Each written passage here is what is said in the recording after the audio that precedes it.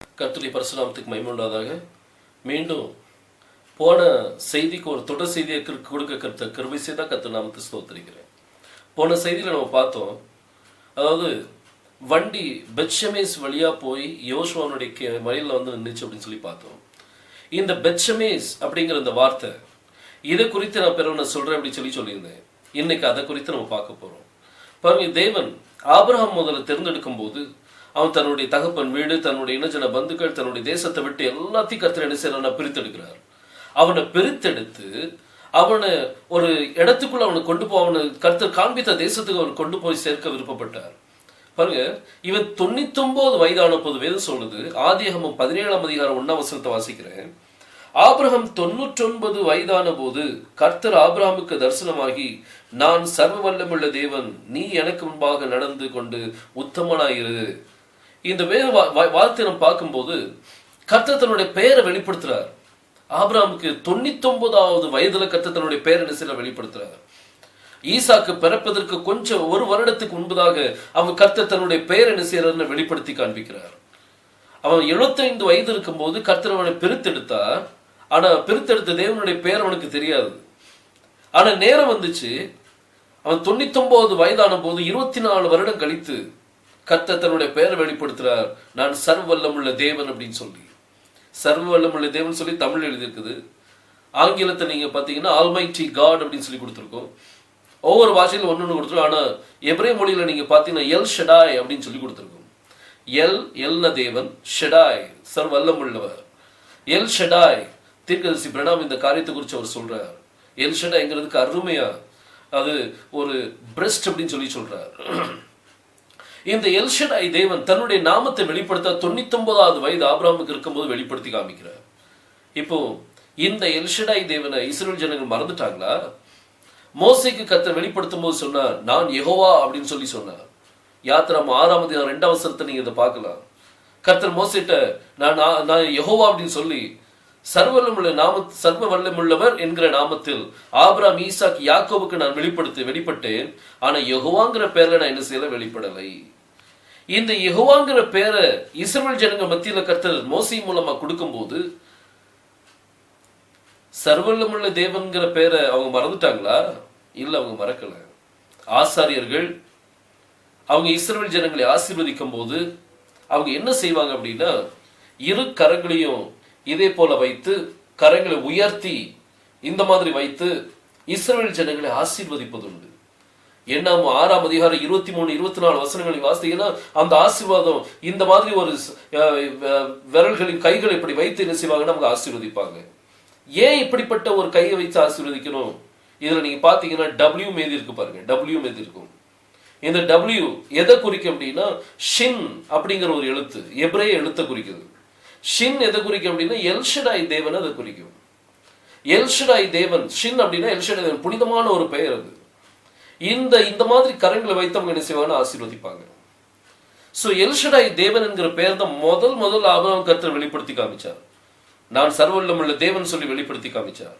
அதுக்கு பிற்பாடு அங்க யெகோவாங்கிற பெயர்ல கர்த்தர் தன்னை என்ன செய்ய வெளிப்படுத்தி காமிக்கிறார்.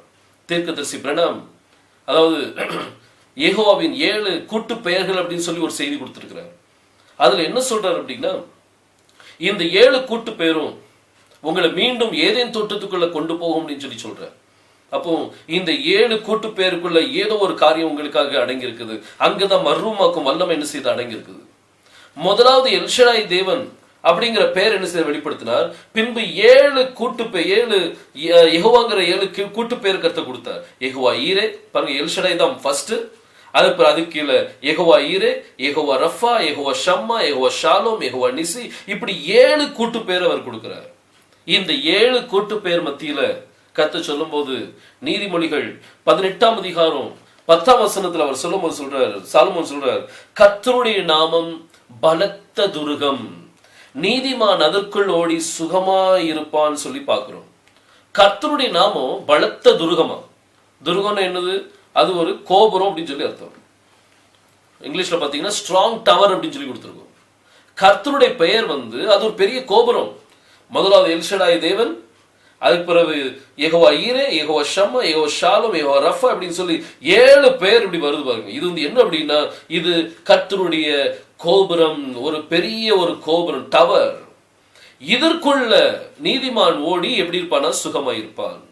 இந்த 7 கூட்டு பேருக்குள்ள அவன் என்ன செய்ய வேண்டியிருக்கு, போக வேண்டியிருக்கு. கர்த்தருடைய நாம பலத்த துருவத்திற்கு அதுக்குள்ளதான் நீதிமான் போய் சேஃபா என்ன செய்ய இருக்க முடியும். இப்போ இந்த 7 கூட்டு பேர்ல அந்த அந்த பலத்த துருவத்துக்குள்ள நுழையிறதுக்கு உங்களுக்கு வாசல் வேணுமே. இது நீங்க எப்படி கண்டுபிடிக்கிறது பாருங்க. எபிரேய எழுத்துக்கள்ல எல்லா காரியமும் கொடுக்கப்பட்டிருக்கு. நான் ஏன் இந்த எபிரேய எழுத்தை நான் வலியுறுத்துறேன் அப்படின்னா, வேதத்துல சொல்லப்பட்ட ஒரு காரியம்.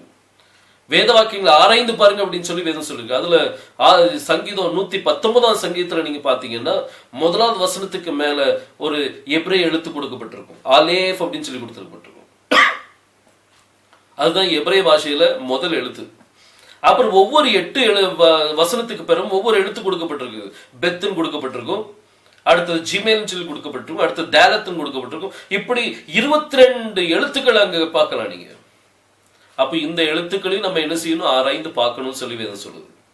இப்ப இந்த 7 கூட்டு பேர்ல நீங்க எபிரேய மொழியில எழுதி அதுல நீங்க வாசலை தேடுனீங்க அப்படின்னா, ஒரே ஒரு இடத்துலதான் அங்க வாசல் இருக்காது. எது அப்படின்னா, யெகோவா சிதிக்கணும் அப்படின்னு சொல்லி அந்த யெகோவா நீதி அப்படிங்கிற அந்த காரியத்துலதான் வாசல் இருக்குது. நீதி அப்படிங்கிற அந்த எழுத்து, அந்த எழுத்துலதான் அந்த வாசலை நீங்க பார்க்க முடியும்.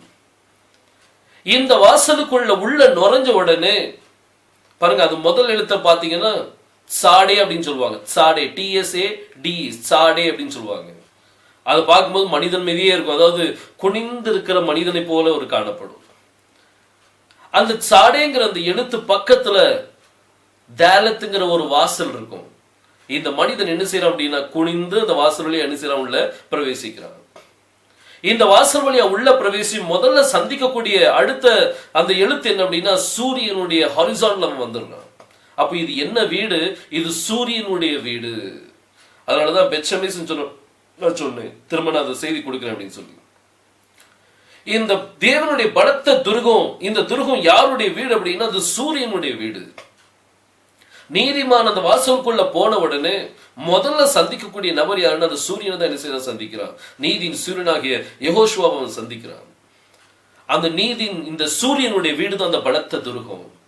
அப்போ வண்டி முதல்ல எங்க போகுதுன்னா பெச்சமேசுக்குள்ள போகுது. பெச்சமேஸ் எது, அது சூரியனுடைய வீடு அப்படின்னு சொல்லி சொன்னேன். சூரியனுடைய வீடுனா முதல்ல அது யெகோவா நீதி அப்படின்னு சொல்லக்கூடிய அந்த பெயர். அந்த வாசல் வழியா உள்ள பிரவேசித்த உடனே அது நேர் வழியா போய் யோசுவாவுடைய வயல்ல தான் போய் என்ன செய்ய நிற்கும், வேற எங்கேயும் அது நிக்காது. இப்போ இந்த 7 கூட்டு பேர்ல வாசல் எங்க இருக்கு அப்படின்னா, யெகோவா நீதி அப்படின்னு சொல்லப்படுற அந்த நீங்க எபிரேய எழுத்துல நீங்க பாத்தீங்க அப்படின்னா, அதுல உங்களுக்கு அந்த வாசல் கிடைக்கப்படும். மத்த எதுலயுமே உங்களுக்கு வாசல் கிடைக்காது. பாருங்க, நான் சொல்றது உங்களுக்கு வித்தியாசமா இருக்கலாம், ஆனா கொஞ்சம் நீங்க ஆராயதுக்கு முயற்சி பண்ணுங்களேன். ஆராயறதுக்கு முயற்சி பண்ணீங்க அப்படின்னா, உங்களுக்கு கண்டிப்பா பலத்த நிறைய காரியங்களை கர்த்தர் உங்களுக்கு வெளிப்படுத்தி காமிப்பார். கர்த்தர் பாருங்க, அந்த உடன்படிக்கையின் பெட்டி சுமக்கிற நீங்க அது சாதாரணமா இட போடாதீங்க. கர்த்தர் சொன்ன எபிரேயர்களின் தேவன் அப்படின்னு சொல்லி சொன்னார், குறிப்பிட்டு சொன்னார் அவங்கள பார்த்து. நீங்க ஒரு பெரிய ஜாதியா இருக்கிறதுனால நான் அவங்களை தெரிந்து கொண்டே நினைக்காதீங்க, நீங்க பரிசுத்த ஜாதி. கர்த்தர் எபிரேய ஜனங்களை பார்த்து சொன்னார். ஏன் அவங்க பரிசுத்த ஜாதினா, அவங்க பாஷையும் எப்படி இருக்கும், பரிசுத்தமா தான் காணப்படும். அந்த எழுத்துக்கள் புனிதமான எழுத்துக்கள். கர்த்தர் சொன்ன நான் அல்பா ஒமேகாவும் இருக்கிறேன்னு சொன்னார். அதே இது எபிரேயர்ல நீங்க பாத்தீங்கன்னா, நான் அலீஃபும் தாவுமா இருக்கிறேன் அப்படின்னு சொல்லி வர்த்தோம். அதாவது அலீஃப்ங்கிறது ஹீப்ருல முதல் எழுத்து, தாவுங்கிறது ஹீப்ருல கடைசி எழுத்து. அப்போ அலீஃப்ல இருந்து இந்த 22 எழுத்து நீங்க பாத்தீங்கன்னா எல்லாமே இயேசு கிறிஸ்துவ பற்றி தான் உங்களுக்கு சாட்சி கொடுக்கும், வேற யாரை பற்றி அது சாட்சி கொடுக்காது. சிந்திச்சு பாருங்க. நீங்க பெத்ஷெமேஸ்க்குள்ள நுழைஞ்சிட்டீங்களா? பெத்ஷெமேஸ் வந்து சூரியனுடைய வீடு. இன்னைக்கு சூரியனுடைய வீடு எது, நீதியின் யெகோவா நீதி அப்படின்னு சொல்லப்படுற அந்த வாசலுக்குள்ள நீங்க பிரவேசிக்கணும். பிரவேசிட்டீங்களா? நீதிமான் மட்டும்தான் உள்ள போக முடியும், வேற யாரும் போக முடியாது. இன்னைக்கு உங்ககிட்ட நம்ம விசுவாசத்தோட சொல்லலாம், நான் நீதிமான கர்த்தர் என்னை மாத்திட்டார் அப்படின்னு சொல்லி, நீதின் கிரியையே காணப்படலையே. அப்ப நீதிமான எப்படி மாறுறது? சும்மா வாய்க்கு வந்து பேசலாம்னா நீதிமான் அப்படின்னு சொல்லி, நீதியின் கிரியை எங்க இருக்குது? இன்னைக்கு நீதியின் கிரியை உங்ககிட்ட காணப்படுதான்னு சிந்திச்சு பாருங்க. நீதிமான் மட்டும்தான் உள்ள பிரவேசிக்க முடியும். சில டோர்களை நீங்க பாத்தீங்கன்னா இந்த பெரிய பெரிய ஷாப்புகள்ல டோர் வச்சிருப்பாங்க, இப்படி போய் நின்ன உடனே இந்த வாசல் அப்படியே திறக்கும். திறந்த உடனே உள்ள போனோம். எதுக்கு இப்படி இந்த டோர் நம்ம போனோன்னு எப்படி திறக்குது? மேல ஒரு சென்சர் வச்சிருப்பாங்க. அந்த சென்சர் ஒரு உருவம் வந்துட்டு அப்படின்னு சொல்லி என்ன செய்யும்? கதவு திறக்கும். அதே போல அந்த பலத்த துருகத்து மேல ஒரு சென்சர் இருக்கு. என்ன சென்சர் அப்படின்னா, நீதிமான அவன் அதை என்ன செய்யும்னா அது ஸ்கேன் பண்ணி பார்க்கும். நம்ம நீதிமானா இருந்து அந்த வாசல் நமக்காக என்ன செய்யப்படும்? திறக்கும். இல்லாட்டி நாள் முழுசும் இந்த வாசலை தேடிட்டு இருக்க வேண்டியதா, ஒரு வாசல் கூட உங்களுக்கு கிடைக்காது. நீதிமானா மாறிட்டீங்களா நீங்க? இன்னைக்கு நீதிமானா இருக்கிறீங்க அப்படின்னா, கர்த்தர் உங்களை நீதிமானா மாத்திட்டான்னு சொல்லி உங்களுக்கு அந்த விசுவாசம் இருந்ததுன்னா கிரியையில வெளிப்படுத்தி காமிங்க. கர்த்தர் வலது பக்கத்தில் உள்ள காரியங்களை ஜனங்கள் பார்த்து சொன்னார், அவங்களதான் நீதிமான்னு சொல்லிட்டு சொன்னார், இவங்க நான் பசியோடு இருக்கும்போது நீங்க ஆகாரம் கொடுத்தீங்க, நான் தாகமா இருக்கும்போது தண்ணீர் கொடுத்தீங்க, நான் வியாதிப்பட்டு இருக்கும்போது நீங்க என்னை பார்க்க வந்தீங்க, நான் சிறைச்சால இருக்கும்போது என்னை பார்க்க வந்தீங்க. இந்த காரியத்தெல்லாம் சொல்றப்ப இந்த கிரியைகள் அவங்ககிட்ட காணப்பட்டுச்சு. அது மட்டுமல்ல, ஒரு நீதிமான் யாரையும் அவமானப்படுத்த மாட்டாங்க. இது எழுதி வச்சுக்கிடுங்க நீங்க. ஒரு மனிதன் யாரையாவது அவமானப்படுத்துறான் அப்படின்னா, he is not a righteous man. அவன் ஒரு நீதிமான் கிடையாது. ஒரு நீதிமான் அப்படின்னா அவன் என்ன செய்ய மாட்டான் அப்படின்னா, யாரையும் அவமானப்படுத்த மாட்டான், எந்த மனிதனையும் அவமானப்படுத்த மாட்டான். மற்றவங்க அவங்களை அவமானப்படுத்துவாங்க, ஆனா இவங்க தன்னுடைய வாயினால யாரையும் அவமானப்படுத்த மாட்டாங்க. யோசேப்பு நீதிமானா இருந்தபடியால் மரியாளை அவமானப்படுத்த விரும்பப்படாமல் அவளை தள்ளி வைக்க முயற்சி பண்ணார். சிந்திச்சு பாருங்க, நீதிமானா காணப்பட்டாங்க. இன்னைக்கு நீங்க எப்படி இருக்கீங்க? இன்னைக்கு மற்றவங்களை பற்றி பேசணும் அப்படின்னா எவ்வளோ சந்தோஷப்படுவோம் நம்ம. மற்றவங்களை பற்றி தர குறைவா எவ்வளவு முடியுமோ அவ்வளவு பேசுவோம் நம்ம. அவமானப்படுத்தாதீங்க பிரியமானவனே. ஏன் அப்படின்னா நீங்க உங்களையே ஏமாத்திட்டு இருக்கீங்க. நீதிமான் பண்ணி கர்த்தருடைய நாமம் பலத்த துருகம். நீதிமான் அதற்குள்ள ஓடி புசுகமா இருப்பான். நீதிமான் மட்டும்தான் உள்ள போக, வேற யாரும் போக மாட்டாங்க. நீங்க பக்கத்துல கூட போக மாட்டீங்க. போன செய்தியில பார்த்தோம், பெலிஸ்தரி ஜனங்கள் பெத்செமேசின் எல்லை மட்டும் தான் வந்தாங்க, உள்ள வர முடியல. ஏன்? அவங்க நீதிமான் கிடையாது. ஆனா பசுமாடு உள்ள நுழைஞ்சிட்டு. ஏன்னா அது வழிநடத்தினது யாரு? உடன்படிக்கையின் பெட்டி, தீர்க்கதரிசியுடைய செய்தி என்ன செய்து வழி நடத்துது. இன்னைக்கு தீர்க்கதரிசி செய்தி உங்களை வழி நடத்துதா? இல்லாட்டி பொறாமையும் போட்டியும் மற்ற காரியம் உங்களை வழி நடத்திட்டு இருக்குதா? சிந்திச்சு பாருங்க. உங்களை நீங்க ஏமாத்திட்டு இருக்காதீங்க. நீதிமான் மட்டும்தான் என்ன செய்வான்? பெத்செமேசுக்குள்ள போவான். கர்த்தர் உங்களை நிச்சயமா ஆசீர்வதிப்பார். இந்த செய்தி நீங்கள் தியானிங்க. நான் கொஞ்சம் கடினமா ஒரு வார்த்தை சொன்னாலும் நீங்க அதை உங்க மனசுல எடுத்து நீங்க அதை, கர்த்தாவே என்னிடத்தில் இந்த தவறுகள் இருக்கு, நீர் என்னை திருத்தும் அப்படின்னு சொல்லுங்க. கர்த்தர் நிச்சயமா உங்களை ஆசீர்வதித்து தருவார். பாருங்க, இந்த காரியம் கர்த்தரால் கர்த்தர் உங்களுக்கு நிச்சயமா என்ன செய்வார்? ஆசீர்வதித்து தருவார். போன தடவை நம்ம பார்த்தோம், பெத்செமேசு குறித்து நம்ம தியானிப்போம்னு சொன்னோம். ஒரு சில காரியங்களை நம்ம பார்த்துட்டோம். இன்னும் இதுல நிறைய காரியங்கள் இருக்கு. நான் பிக்டோரிக்கலி காமிச்சேன் அப்படின்னா, ஒரு எழுத்து மூலமா நான் காமிச்சேன்னா உங்களுக்கு இன்னும் சந்தோஷமா இருக்கும் இந்த செய்தி. பாருங்க, இந்த செய்திக்குள்ள எடுத்துக்கொள்ளப்படக்கூடிய விசுவாசம் இருக்குது. இந்த செய்திக்குள்ள யோசுவானுடைய வயல்ல தான் தலைக்கல் செய்தி இருக்குது. அடுத்தது தலைக்கல்லுக்கும் உங்களுக்கும் சம்பந்தம் வரணும்னா நீங்க ஜீவபலியை ஒப்பு கொடுக்கணும் அப்படின்னு சொல்லி சொன்னேன். போன செய்தியில சொன்னேன். இது எப்படி ஒப்பு கொடுக்கிறதுங்கிறது நம்ம அடுத்த செய்தியில என்ன செய்வோம்? பார்ப்போம். கர்த்தர் உங்களை நிச்சயமா என்ன செய்வார்? ஆசீர்வதிப்பார். நாம் ஜெபிப்போமா? ஸ்தோத்திரம் கர்த்தாவே, சர்வ வல்லமுள்ள தேவனை, எல் ஷடாய் தேவனை துதிக்கிறோம் கர்த்தாவே. செய்தியை கேட்கிற நம்முடைய பிள்ளைகளை நீர் ஆசீர்வதிப்பீராக. தேவைகள் அனைத்தும் சந்திக்கப்படட்டும். எந்த பலவீன பிள்ளைகளை தொடாதபடி பாதுகாத்துக் கொள்ளும் ராஜா. தன்னே நீதிமான் என்று எண்ணி கர்த்தாவே ஏமாந்து விடாதபடி நீதியின் கிரியை வெளிப்படுத்தி காமிக்க நீ உதவி செய்யும். நீதிமான் மட்டுமே கர்த்தருடைய நாமத்துக்குள் நுழைய முடியும் என்று வேதம் சொல்லுகிறது. கர்த்தருடைய நாமம் பலத்த துருகம், நீதிமான் அதற்குள் ஓடி சுகமாயிருப்பான். யெகோவாவின் 7 கூட்டு பெயர்களுக்குள் முதலாவது அந்த வாசல் இருக்கக்கூடிய அந்த பெயர் யெகோவா நீதி. அதுக்குள்ளதான் நீதிமான் உள்ள பிரவேசிக்கிறாங்க. கர்த்தாவே, உம்முடைய பிள்ளைகளை அதற்குள் நீர் இழுக்கும்படியாக ஜெபிக்கிறோம். ஒவ்வொருத்தருடைய சுவாபத்தை மாற்றித்தார். அவருடைய தேவை சந்திக்கப்படட்டும். இன்னும் தியானிக்க போற ஒவ்வொரு செய்தியிலும் கர்த்தாவே நீர் பிள்ளைகளை அற்புதமாக ஆசீர்வதிக்கிறார்கள். ஆசீர்வதியும் வழி நடத்தும். மீட்பர் யெகோவா மேசேவின் நாமத்தில் கேட்டுக்கொள்கிறேன் ஜீவனுள்ள நல்ல பிதாவே, ஆமென். கர்த்தர் உங்களை ஆசீர்வதிப்பார்.